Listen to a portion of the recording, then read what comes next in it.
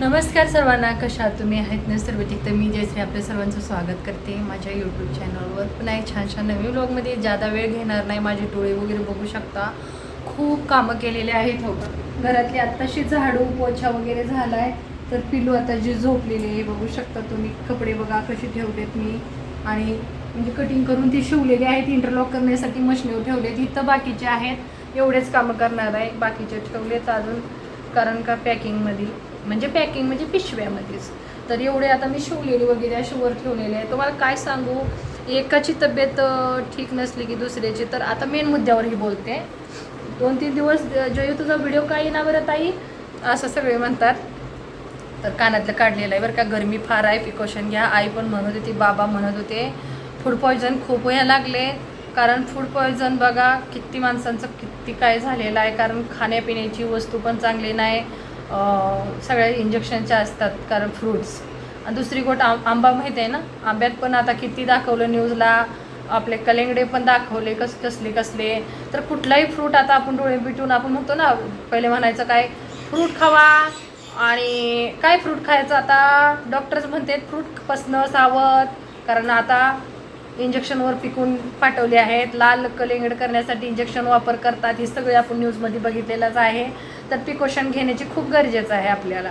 तर काय करायचं, खायपिण्याच्या वस्तू ह्या टायमाला गरमीत आपण नाही खाणार तर कधी खाणार. पण असं करू नये 2 रुपयाच्या कारणे का नाही माणसाचा जीव घ्यायला लागलेत.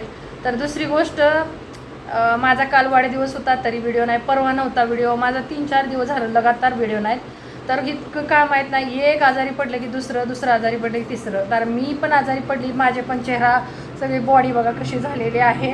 तर माझी पण तब्येत अशी खराब झालेली. त्यामुळं सोनूची, पप्पाची तेवढीच नाही, बाकीची गायूची झाली की तर सोनू मी आता पिलूला पण हॉस्पिटलमधून जाऊन घेऊन आले. आता वाजलेत किती बघा, 3:30 वाजत आले. तर 3:30ला माझं काम झालेलं. आत्ताशी थोडंसं जेवले, तिथून धावपळ करत आज पूजा साहेबांना म्हणजे टाईमच नाही, मला न्यावं लागलं.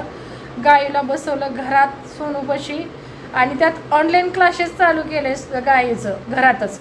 मग का नाही, त्यामुळं गाईला घरातच बसवलं. आणि सोनू हिला म्हणजे पिलूला घेऊन गेली. तिथं गर्दी हो म्हणून तिथं मग का नाही, ती आपले फौजी पण भाऊबंद असतात त्यांची का नाही, हर प्रत्येक म्हणजे रोज बघून थक चाला. एवढे लाईनीनं उभा राहिलेत कुड्या मुंग्यासारखे.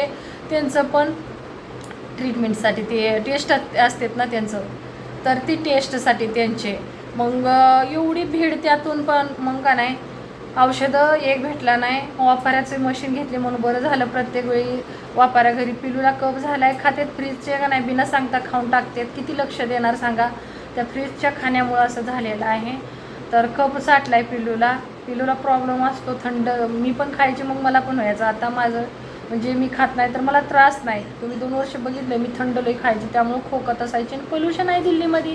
एकतर गरमी आपल्याकडे एवढी आहे म्हटलं की दिल्लीत विचार करा ना. इथं 24 तास फॅन कूलर चालू असून बी पाणी टपकत असतंय पशिना. एवढी गरमी असते. आई म्हणत होती लई गरमी आहे मरणाची महाराष्ट्राला. आजी म्हणत होती, सोलापूरची मावशी म्हणत होती, माझी मामा म्हणत होते, सगळेच म्हणते काळजी घ्या लई गरमी आहे इकडं. तर इकडं कशी असेल विचार करा दिल्लीला.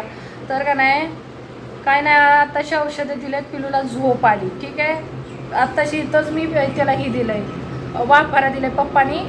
जेव्हा आलो तेव्हा वाफाऱ्याची लावून मशीन 2 वाजता निघून गेले. जयू तो पिलूला बघत राहा. मग मी तिथं स्वयंपाक करत धावपळ एवढी केली ना, तुम्हाला काय सांगू. पाय आगा व्हायला लागलेत. बूट नाही घालता गेली, चटकं लागली का ती चपलीतच. काहीच बूट घालायसुद्धा सुविधा नव्हती, एवढी धावपळ.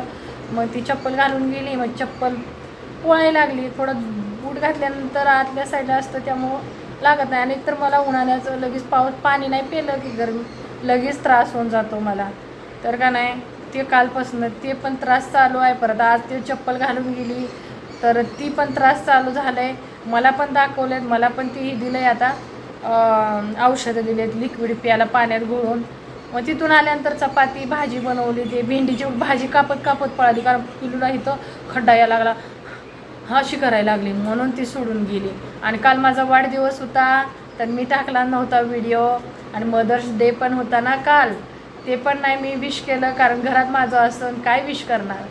तर हॅप्पी मदर्स डे सर्वांना, माझ्या मावशा सर्व बहिणींना आणि फॅमिली माझी यूट्यूबला. कारण आज मी लेट आहे आणि म्हटलं आज चला टाकावं. मॅसेज यायला लागले, जयो तुझा 2 दिवस झाला व्हिडिओज नाही, म्हणजे 2 म्हणते 4 दिवस झाला, असं काय झालं आहे तुझं व्हिडिओ नाही.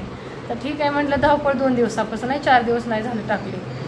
आणि रात्री तरी पण मी शॉर्ट पब्लिश केलं होतं. काय करणार, एकटीला किती पळायचं, घरातली कामं. आता फोनवर फोन बायकांचं, हमें शादी में जाना है, मेरी तारीख ये है मॅडम आपको बता द्या. त्यांना मग ते घरी जाऊन शिवून आणा, तरी नाही तुझ्यापाशी शिवायचं आहे. मग ते जे शिवायचे कपडे तसे पडलेत. आता हात शिलाई करणार आहे म्हटलं तुम्हाला सांगायचं, आणि तिकडे जाते आता इंटरलॉक करते आणि काही हात शिलाई करते आणि ब्लाऊज तयार करायचा. येईल आता 3:30 वाजले, 4 वाजता एक येणार आहे लांबून येतात माझ्याकडं, त्या लांब येतात, त्यांना कसं बरं नाही म्हणायचं. तर चला काळजी घ्या आणि प्रिकॉशन घ्या. ही पांढरी नाही बरं का, पांढरी नाही, तो आपल्या ह्यानं झालेला आहे, म्हणजे लाईटीनं दिसतंय. काय करणार, लय त्रास होतोय, डोकं दुखायला लागले, उन्हात जाऊन येऊ नको वाटतंय. कपडे काय घालायचे ते पण वाटत नाही, नुसतं अंगाला चिटाकते आहे नाही. किती वेळ आंघोळ करते, पाटाणीवर माझं खाजून का नाही हे ऊन उठलेत.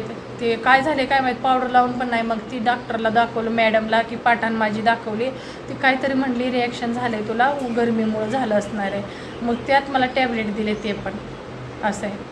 तर चला आता मी गाईचा अभ्यास घेणार आहे, गाईला बोलवते. माझा राजा पिलू झोपलं आहे बाबा, माझं झोपलेलं आहे. ठीक आहे, काळजी घ्या, बाय, टेक केअर.